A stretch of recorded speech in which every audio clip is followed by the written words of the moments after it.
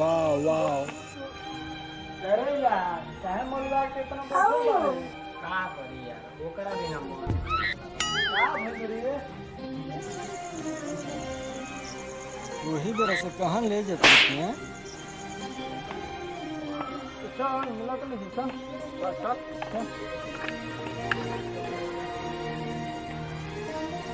अब बोलिए ना ये देख कर आई ये निकाल कर आई ये घर पे खाई हम ओह नो हां चल हमरा संग खाई हम दूर आज बात ए ला पुदीना ले ला ए आरा पुदीना ए मन की पुदीना ले आयो आया पुदीना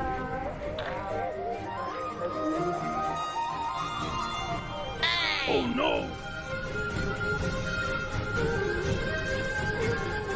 का रे यही से रोज बतियाओ तले द्वार पर अइला के बाद कहती है कि भाग जो ना तो काट के फेंक दी हमार भाई। हाँ चल चल भागी जैसे ना तो काटिए दी तब कोनो भरोसा।